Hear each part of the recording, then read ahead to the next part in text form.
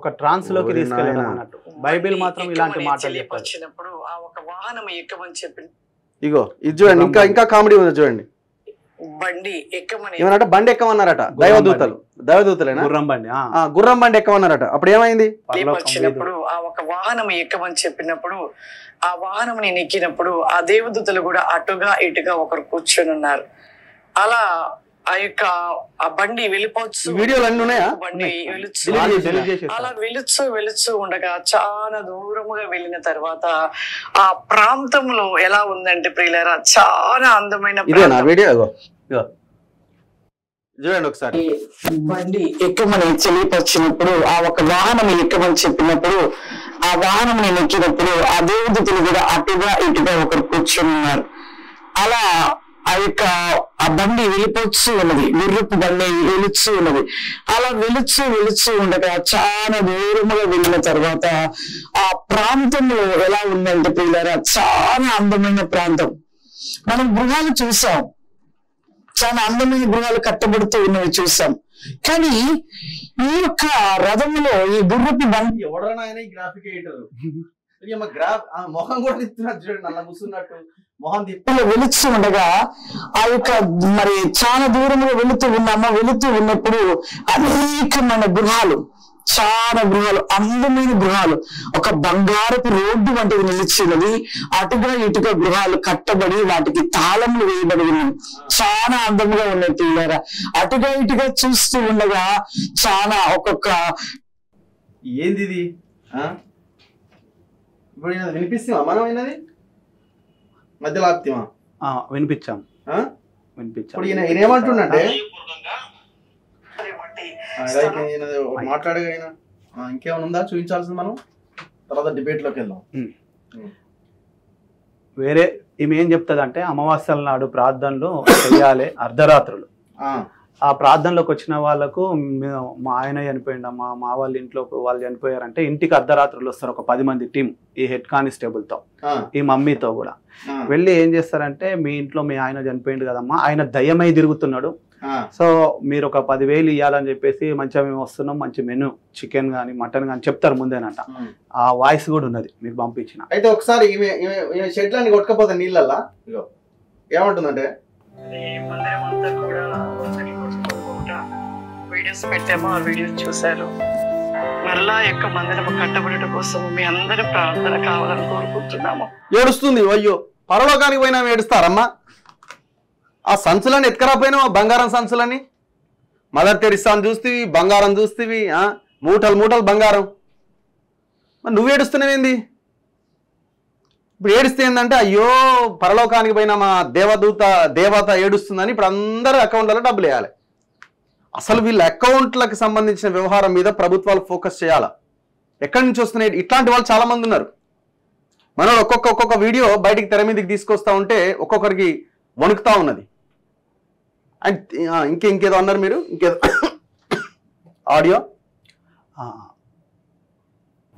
ఇదా? ఒక బుక్ కూడా రాసే నూనెలు వేయిస్తాడట, వాళ్ళ సినిమాలు ఊడిపోతానట, భయంకరంగా చెప్పేది ఆ మాటలు. లేదు, ఆమె 7వ తరగతి చదివింది బ్రదర్, బిబ్లికల్ గా ఆమెకు తెలియదు అని వెనకేసుకొని వస్తుండు. మరి మీకు భాగాలు నెలకి ఇంత కానుక పంపిస్తుందో మరేమో తెలియదు బ్రదర్. అనేకులకి అనాథలకు డబ్బులు ఇస్తుందంట, వాళ్ళ ఆయన జాబ్ చేసే డబ్బులు కూడా పంచుతున్నారంట వీళ్ళు చెప్పుకుంటూ వస్తుంది ఈయన. అంటే మంచి కారు అయితే కానప్పుడు మా బుద్ధి బాగలేక నేను జరిగినప్పుడు కారు గిఫ్ట్ ఇచ్చింది. అయితే వాళ్ళకి మంచిగా లేదని చెప్తే బాగుంది, వాళ్ళకి మంచిగా నా కారు నాకు ఏం తీసుకుపోయినట. అప్పట్లో 10 ఏళ్ల కింద నేను అప్పుడు ఎక్కడ నేను గోపాలపురంలో పెట్టింది కాలువ గట్టుకు. అది ఎట్లా ఉంటదంటే అల్లరి డ్యాన్సులు దునుకులు అంటే అక్కడ వాళ్ళంతా కంప్లైంట్ ఇచ్చి అక్కడ కాల్ చేపిస్తే మళ్ళీ వేరే కాడ కట్టింది చర్చి. అయితే అప్పుడు అట్లనే మీరు చేతబడులు చేసి అది ఇది అని చెప్తే నమ్మిరు వాళ్ళు కూడా. ఫస్ట్ మంచిగా అనిపిస్తుంది, తర్వాత సేమ్ అట్నే చేస్తున్నట. అయ్యో మళ్ళీ మా కారు మాకు ఏం తీసుకుపోయారట. ఏంటంటే మార్కెట్ కూడా సరిగ్గా చెప్తారు, వాళ్ళ ఆయనే చెప్తాడు వాక్యం. ఆరాధన చేస్తుంది, మరి ఆరాధన లాగా నడిపించినాక అక్కడ కూర్చోవాలి, మళ్ళా పోతుంది, మళ్ళా పోయిన తర్వాత మళ్ళీ వస్తుంది. అంత బయటికి వెళ్ళిపోతుంది. మరి ఎందుకు ప్రేర్ చేసుకుంటానికి వెళ్ళిపోతుంది అంటారు. ఆమె పరలోకి వెళ్ళినప్పుడు ఆమె రూమ్ లో ఒకరు ఉంటారు. ఆమె కింద పడతా అంటే పట్టుకుంటారట. ఆమె చిన్న పిల్లలాగా అయితే దేవుడు ఎత్తుకుంటాడట, దేవుడు చూపిస్తాడట చెప్తా ఉంటది. ఏమో మనకెందుకులే అని ఊకునేది. తర్వాత మా ఇంటికి ఒకసారి ప్రేర్ చేస్తానని వచ్చింది. వచ్చి ఇట్లా మా ఆయన చచ్చిపోయింది అన్నది. మీ ఆయన ఆత్మ తిరుగుతాను అన్నది. తిరుగుతుంది అన్నదా అని ప్రేర్ చేసింది. చచ్చిపోయిన వాళ్ళు శరీరం మట్టిలో కలిసిపోతే ఆత్మ దేవుని యొద్దకు వెళ్తుంది అని చెప్పి ఇక మళ్ళా తిరిగి రాదు అని చెప్పి ఆయన నరక ఆయన దేవుని నమ్ముకోలేదు అన్యుడే. అయితే అట్లా చెప్పింది. దయ్యం అయితే తిరుగుతానంటే సరే మేము భయపడ్డాం. తర్వాత ప్రేర్ చేయించుకున్నాం, వాళ్ళు భోజనాలు పెట్టినాం, తర్వాత వాళ్ళకి స్నానిక 10,000 ఇచ్చినాం. అయితే మళ్ళా నెల నీలరాజు అన్న నీకు చేస్తా అంటుంది మాట్లాడు. తర్వాత రఘుముద్రి పీటర్ అని చెప్పేసి ఒక క్రిస్టియన్ లీడర్ అని గుడివాడ ప్రాంతం నుంచి ఇక్కడికి వచ్చిండు. వచ్చి కొంతమందితోనేమో నేను బీజేపీ స్టేట్ ప్రెసిడెంట్ ని వర్కింగ్ ప్రెసిడెంట్, ఈయన మళ్ళీ pastor BJP state working president అని అంటాడు. ఏ స్టేట్ కు వర్కింగ్ ప్రెసిడెంటో తెలియదు. ఈయన క్రైస్తవ ధర్మం కోసం పోరాటం చేస్తున్నామని చెప్పేసి ఎక్కడైనా ఇప్పుడు నాలాంటి వాళ్ళు సమస్య ఏదైనా పెట్టినామనుకో వాళ్ళకి ఫోన్ చేసి నేను ఆ నీలరాజు గారితో మాట్లాడతా, వాడిని ఉద్యోగం పోగొడతా, వాని మీద కేసులు పెడతా, మేడం కొంచెం ఖర్చులకు కావాలి, 10,000 కావాలి, 50,000 కావాలని వేసేసుకుంటారు. కథం ఇట్లా మాలాంటి ధమ్కీలు ఇస్తారు. ఇక వీళ్ళు వాడతారు. ఇది ఒక టీం ఉంది అన్నట్టు, ఒక మాఫియా లాంటిది అన్నట్టు. ఒక చంపేస్తారా నేను. ఇప్పుడు ఆ సబ్జెక్ట్ ఏంది, నువ్వు ఆపుతావా లేకుంటే ఏంటి కంటిన్యూ చేద్దాం అనుకుంటున్నావా? ఏంటిది మేరీ రత్నం గారి మీద పెట్టే వీడియోలు ఆపేస్తావా లేకుంటే కంటిన్యూ చేస్తావా?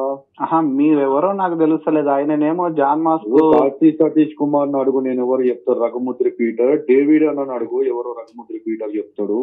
జాన్ అన్న అడుగు, రఘుముద్రి పీటర్ అంటే ఎవరు చెప్తారు. రఘుముద్రి పీటర్ ప్రపంచంతో చేస్తుంది నీకు తెలియదా? తెలియదు నాకు. నేను నీ ఆఫీస్ కాడికి వస్తూ నువ్వు లేవాడా, ఎదురుగుండుంటే నేను ఎవరో నీకు గెలిచేది. ఫేస్బుక్ లో నా గురించి నీకు గెలుస్తుంది. నువ్వు ఆ వీడియోలు ఆపలేదు అనుకో వేరే ఉంటది కథ. నువ్వు రికార్డింగ్ చేసి ఎవరికైనా పెట్టుకో, ఎవరికైనా చూపెట్టు. ఓకే, అర్థమైందా? నీ మీద ఆల్రెడీ కేసులు ఫైల్ చేసినావు. నీ పాత కేసులను తవ్వుతున్నా, తీస్తున్నా బయటికి. కేసులు అంటారు. ఎవరు మనది? నేను దొంగతనము, నేను లంగ పని, దొంగ పని ఏం చేయలేదు. ఈ రామ్ నగర్ ఇంటి అడ్రస్ మొత్తం అక్కడే ఎత్తినాం. మన మనుషులు అట్టే చుట్టూరు ఉంటారు. నువ్వు ఇక్కడ తర్వాత ఏమైనా జరిగితే నాకు సంబంధం లేదు, ముందే చెప్తున్నా. నువ్వు రికార్డింగ్ ఎవరికైనా చెప్పుకో, తీసుకొని పోయి పెట్టి. పకడ్బందీగా నేను మాట్లాడుతున్నాను, అర్థమైందా? పకడ్బందీగానే మాట్లాడండి. అంతే కదా, అంతే కదా. చంపుతా అంటావు కదా నన్ను. నువ్వు నన్ను చంపుతావా? అంతే కదా, నువ్వు నన్ను చంపుతానే కదా నువ్వు బెదిరించేది. నన్ను చంపుతావా అంటున్నా. అదే కదా, నీ బెదిరింపు మాటలు అట్లనే ఉన్నాయి కదా. నేను హెచ్ఆర్సీలో ఫిర్యాదు చేస్తున్నా. భయపడేది హెచ్ఆర్సీకి మేమే హ్యూమన్ రైట్స్ కి. అర్థమైంది? నన్ను భయపెడుతున్నావు. హెచ్ఆర్సీ హ్యూమన్ రైట్స్ కి ప్రెసిడెంట్ వేరే నాకు చెప్తున్నావు హ్యూమన్ రైట్స్ కోసం. నువ్వు అవునా? నువ్వెవరో కూడా హ్యూమన్ రైట్స్ అని నా ఆఫీస్కి వెళ్ళినా అని చెప్పేసి అంటున్నావు కదా. రా, నేనేం చేసిందో చూపిస్తా. డైరెక్టర్ కి చెప్తా, వాళ్ళకు చెప్తా. అరే నీ మీద ఆల్రెడీ డీసీపీ దగ్గరికి వెళ్ళినాము, కేసు పెడతాము. బిడ్డ 8 మంది వస్తున్నారు, అక్కడ ముస్లిం ఎమ్మెల్యే తెలుసు మాకు, వాళ్ళకు కూడా చెప్పి పెట్టిన బిడ్డ నేను కార్లో ఎత్తుకొని పోయి నీ గుడ్డలు ఇప్పి కొట్టకపోతే నిన్ను చంపి నేను జైలుకి వెళ్తా, లొంగిపోతా అంటుండు. ఈయన ఒక పాస్టర్. మళ్ళీ పేరు చెప్పి అమ్మాయిల మీద ఫోటోలు పెట్టి వీడియోలు పెట్టి బెదిరిస్తుండో. ఆయన వకీల్ సాబు మీలాగా రచ్చకొండలో పోలీస్ స్టేషన్ లో కేసు ఉంది, మెత్త దోమీర్ పోలీసు వాళ్ళు ఓయూలో కేసు ఉంది, మెత్త దోమీర్ సిబిల్. అవునా?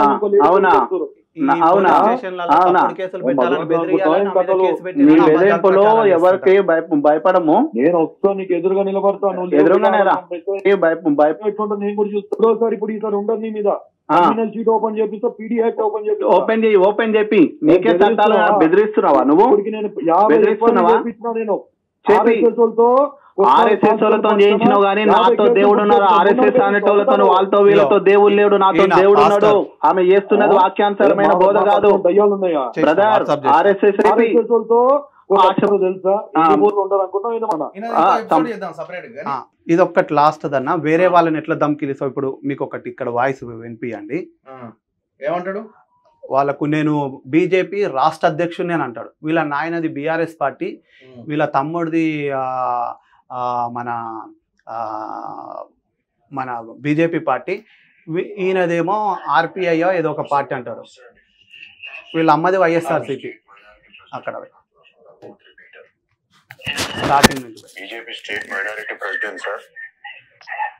ఎవరి పేరు సార్? రఘుముద్రి పీటర్ అండి. చెప్పండి సార్. సార్ ఏం సార్ ప్రాబ్లము జనార్దన్ గారితో? జనార్దన్ గారితో ఏం ప్రాబ్లం లేదా? ఇందాక మేడం గారు కూడా మాట్లాడారుగా, విజయమ్మ గారు సెంట్రల్ మెంబర్ బీజేపీ. అవునండి. మన వాళ్ళు అక్కడికి వెళ్ళి ఏదో చర్చ్ దగ్గర అబ్జెక్షన్ చేస్తున్నారంట, మీరేనా వెళ్ళింది? అవును నేనే. ఏం సార్ ఏం ప్రాబ్లము? అక్కడ ఇల్లీగల్ మధ్య ఏంటి ఇల్లీగల్ అంటే ఇష్యూ. అయితే ఇలాంటి వీడియోలు పెట్టి అప్లోడ్ చేసేస్తాడు యూట్యూబ్ లో. నేను క్రైస్తవుల ధర్మోద్ధారకుని, నేను తప్ప ఇంకొక లీడర్ లేడు. ఎక్కడైనా క్రైస్తవుల మీద గానీ, చర్చిల మీద గానీ, పాస్టర్ల మీద దాడులు జరిగితే నాకు చెప్పండి, నేనున్నా అని చెప్పేసి వాళ్ళ దగ్గర ఇక డబ్బులు అందిన కాడికి ఇది ఒక దందా, ఓ మాఫియా ఉంది. ఓ TV channel. State minority president అదేనా? ఓకే. సో ఇప్పుడు ఈ బ్యాచ్ అంతా కలిసి జనాన్ని మోసం చేసి ఈ దందా చేస్తున్నారు. ఇందులో Khammam head quarter 2 town police స్టేషన్లో పనిచేస్తున్న కేవీ రత్నం ఉన్నాడు. మరి ఇప్పుడు ఈ నెంబర్ కూడా ఉంది చూడండి. యెహోవా అగ్ని మినిస్ట్రీస్, ప్రకాష్ నగర్ బ్రిడ్జ్ పక్కన, గుదిమల్ల, ఖమ్మం. ఇదేనా? ఇదే. ఇప్పుడు ఫోన్ చేస్తే ఏమంటారు చూద్దాం. మరి నరకం పరలోకంలో ఏమన్నా ఉన్నారా అనేది తెలుస్తుంది. ఇప్పుడు మరి ఈ లోకంలో ఉందంటవా? చూడాలి. అదే బైబిల్ చెప్పేది మాత్రం సత్యం అన్న. బైబిల్ని ఫాలో గారు వీళ్ళు. ఫోన్ చేద్దాం.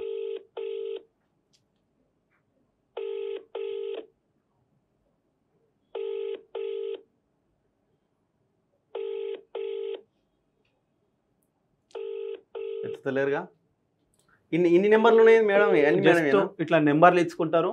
వాళ్ళకు ఫోన్ పే, గూగుల్ పే, అమ్మా మేము పలానా ఏరియా నుండి మాట్లాడుతున్నాము, కొంచెం మీకు కానుక పంపించాలనుకుంటామంటే సెకండ్ లా ఫోన్ నెంబర్ పంపిస్తారు. సెకండ్ లా ప్రార్థనలు చేయిస్తారు. ఎవరైతే డబ్బులు ఇస్తారో వాళ్ళకే ప్రార్థనలు అంట. కానీ దేవుడు బైబిల్ ఏమన్నా ఉంటదంటే, మీరు ఉచితంగా పొందారు, ఉచితంగా ప్రకటించండి సువార్త, మంచి వార్తను ప్రకటించండి, దేవుడి గురించి, ఆయన ప్రేమ గురించి, నీతి నిజాయితీ గురించి ప్రకటించమంటారు. దీన్ని పట్టుకొని నీతి న్యాయం కోసం బ్రతుకుతే రూపాయి లేకున్నా, తిండి లేకున్నా, సత్యం కోసం, ధర్మం కోసం బ్రతుకుతారు. ఇది పట్టుకోకుండా చూపించుకుంటూ కోట్ల రూపాయలు వీళ్ళలో సంపాదించుకుంటారు. హలో హలో అండి. అవునండి. ఈ కొంచెము నాకు హెల్త్ బాగుంటలేదండి ఈ మధ్య. మేడం గారి కొంచెం ప్రార్థన కావాలని. అంటే మేము యాక్చువల్గా చెప్పండి, ఎక్కడి నుంచి మాట్లాడుతున్నారు? మేము నల్గొండ అండి మాది. నల్గొండ. ఏంటండి ప్రాబ్లం? అంటే ఈ మధ్య మా తాత మా కల్లో వస్తున్నారండి. ఊరికే కల్లో వస్తున్నారు. నాకు ఏదేదో అవుతున్నది. సైక్రియాటిస్ట్ దగ్గరికి వెళ్తే సైక్రియాటిస్ట్ ఏం ప్రాబ్లం లేదు బాబు నీకు అని చెప్తున్నాడు. మెడిసిన్ రాస్తున్నారు కానీ అది అస్సలు తగ్గుతలేదు. మేడం గారు అయితే చేయగలుగుతారని ఒక నెంబర్ ఇచ్చినారు మాకు. ఒక నెంబర్ ఉంది కానీ ఆ నెంబర్ ఏమో మేడం ఫోన్ లో మాట్లాడటానికి లేదండి. ఇప్పుడు అమ్మగారు ప్రేయర్లో ఉంటున్నారు మందిరం కొరకు. మరి ఇప్పుడు చర్చికే రావాలండి. ఎక్కడికి రావాలి మేడం? ఈ రోజు గోపాలపురంలో ప్రేయర్ ఉంటదండి, చర్చి అమావాస్య ప్రార్థన ఉంటది. నల్గొండ నుంచి రావాలంటే మాకు ఎట్లా? అంటే ఎప్పుడు? సండే రావచ్చు అండి. సండే ఫ్రీ ఉంటారా మేడం? ఫ్రీ అంటే ఇంకా అందరితో పాటు ప్రేయర్ చేస్తారు. ఓకే. ఫ్రీ అంటే ఎప్పుడు ఉండరండి, అమ్మగారు ఎక్కువ ప్రేయర్ లో ఉంటారు. మరి ఎట్లా మేడం? మాకు అంటే ఫ్రీగానే చేస్తారా ఎట్లా? ఫ్రీ అంటే అంటే వైద్యం అది ఇది ఎట్లా మాకు స్వస్థత ఎట్లా చేస్తారు? Non Christian. మేము క్రిస్టియనే మేడం. క్రిస్టియనే కానీ నేను పెద్దగా నమ్మను. ఇక మాకు నమ్మాల్సి. ప్రార్థన చేస్తారు అక్కడ, ఏదో చేస్తారు కాదండి, ప్రేయర్ చేస్తారు అంతే. ప్రేయర్ చేస్తారు. ఓకే. ప్రేయర్ చేస్తారు అంతే, ఏదో చేయటం అది ఇది కాదండి. ఓకే. ప్రార్థన చేస్తారు. ఓకే. ఇప్పుడు మేడం మీలో ఏమున్నది అనేది దేవుడు బయలుపరుస్తారు. ఇప్పుడు మేడం ఇక్కడే ఉన్నారా, పరలోకం వెళ్ళారా? అండి మేడం గారు అప్పుడప్పుడు పరలోకం వెళ్తుంటారు కదా, మేము వీడియోలు చూసాం. ఇప్పుడు ఈ లోకంలోనే ఉన్నారా, పరలోకంలో ఉన్నారా? అది మీరు మేము చెప్పేది కాదండి. తను ప్రార్థనలో ఉన్నప్పుడు దేవుడు తన ఆత్మను తీసుకెళ్ళిపోతాడు పైకి. అంతేగాని మనం రోజు ప్రయాణం చేసినట్టు అటు వెళ్ళినట్టు ఇటు వెళ్ళినట్టు పరలోకం అట్లా వెళ్ళాం కదండి. అవును, అంటే మనకు తెలీదా? ఓకే, మనకి ఎలా తెలుస్తుందండి? మేడం గారు ఆ చర్చి కొట్టుకుపోయినప్పుడు ఏడుస్తుంటే చాలా బాధేసిందండి. ఎందుకంటే పరలోకం వెళ్తున్న మేడం మరి చర్చ్ ఎలా కొట్టుకుపోయిందో నాకు అర్థం కాలేదు. మీరు క్రిస్టియన్ అన్నారు కదా? అవును, అంటే నాకు తెలియదండి, అందుకే అడుగుతున్నాను. కొట్టపోయిందంటే అది సృష్టి కదండి, ఎన్నో కొట్టపోతున్నాయి. ఓకే, ఇప్పుడు ఖమ్మం పట్టణం అంతా మునిగిపోయింది, విజయవాడ మునిగిపోయింది. దేవుడు ప్రవచనాలు అవన్నీ. మనం ఆయన ఉగ్రతని ఏది ఆపలేము కదా బ్రదర్. అంటే మేడం పరలోకం వెళ్ళారు కదా, ఆపలేరా అని? అమ్మకు చూపించారు, నెల క్రితమే చూపించారు వస్తదని. మందిరాన్ని మనం తీయలేం కదా బ్రదర్. అది మందిరాన్ని అయితే మనం తీయలేం కదా. అంటే మేడంకి అలాంటి పరిస్థితి వచ్చిందంటే మేడం గారు తప్పు చేసినట్ట ఎట్లా? మీతో నేను తర్వాత మాట్లాడతాను బ్రదర్. సరే, నాకు ఎట్లా మరి ఏమన్నా అపాయింట్మెంట్ ఏమన్నా రండి, దగ్గరికి రండి. మీరు ఇక్కడికి ఖమ్మం రండి బ్రదర్, మీతో డైరెక్ట్ గా అమ్మతోనే మాట్లాడిస్తాను. మేము కూడా కొంచెం సహాయం చేయాలనుకుంటున్నాము. ఏంటండి? సహాయం కూడా చేయాలనుకుంటున్నాము.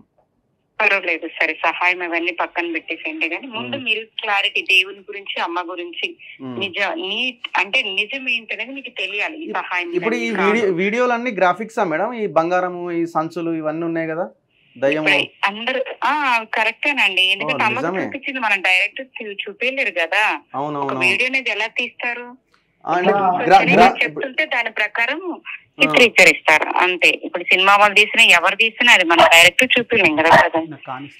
అంటే అక్కడ జరిగింది ఇక్కడ షూట్ చేశారు అన్నట్టు, ఇట్లా ఉంటదని అమ్మ తను చెప్తుంటే అలా చేశారండి. అమ్మ అలా, ఓకే. పైన దేవదూతలో దేవుడు చెప్తుంటే అమ్మగారు ఇలా చేశారు. సరే బ్రదర్, మీకు ఏమైనా డౌట్స్ ఉంటే ఖమ్మం రండి, అమ్మతో మాట్లాడిస్తాం. సరే, మీ పేరు ఏంటి చెప్పగలరా? అయ్యగారు పోవట్లేదండి పరలోకానికి, మరి అమ్మగారు ఒక్కరినే పంపిస్తున్నారు. మీ పేరు చెప్తారా? నా పేరు రఘు అండి, నేను జర్నలిస్ట్, మన తొలి వెలుగు. ఎస్, మన తొలి. మీ మేడం కలవాలనుకుంటున్నా నేను. సరే బ్రదర్, ఖచ్చితంగా. ఎప్పుడు అంటే అపాయింట్మెంట్ ఎప్పుడు ఇప్పిస్తారు?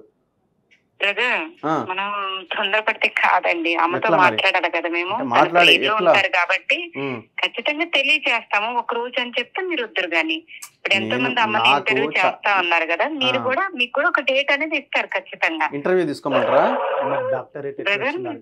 ఇంటర్వ్యూ చేస్తారా, మాట్లాడిస్తారనేది అది అమ్మ మీతో మాట్లాడతారు, మేము తెలియజేస్తాము. ఓకేనా? ఎందుకంటే ప్రెసెంట్ గా వాళ్ళ మామయ్య గారు చనిపోయారు, లేరండి. అయ్యో, వేరే విలేజ్ లో ఉన్నారు, అందుకోసం. లేకపోతే ఇప్పుడే మాట్లాడిద్దాం మేము, కానీ ఇల్లందరూ వెళ్ళిపోయారు. తను ఇప్పుడు మేడం మరి ఇప్పుడు ఎక్కడ మేడం? అక్కడ అదంతా కొట్టుకపోయింది కదా, ఎక్కడ ఉంటున్నారు మరి?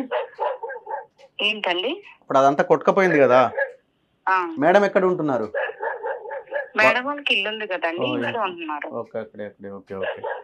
సరే మేడం, అదే కొంచెం మాట్లాడదామని. మరి ఎట్లా, ఏం చేద్దాం? మీకు అపాయింట్మెంట్ ఇప్పిస్తాం, మాట్లాడిస్తాం. మీ డౌట్స్ అన్ని అమ్మతో మాట్లాడిస్తాం. ఓకే, మమ్మల్ని అయితే పరలోకం తీసుకపోరు కదా, ఇక్కడే ఉంచండి. ఓకేనా? Thank you. ఇది ఇలా దందా ఇది అన్ని నిజమేనట, ఇవంతా పరలోకమేనట. ఏం చెప్తాం ఇక, జనాలను పిచ్చోళ్ళని చేసి దేవుడు అట నెల ముందే చెప్పినాడు నీ వరదలని నీ అంతా కొట్టుకపోతుంది అని. 15 లక్షల సామాను కొట్టుకుపోయింది మరి నెల రోజుల ముందు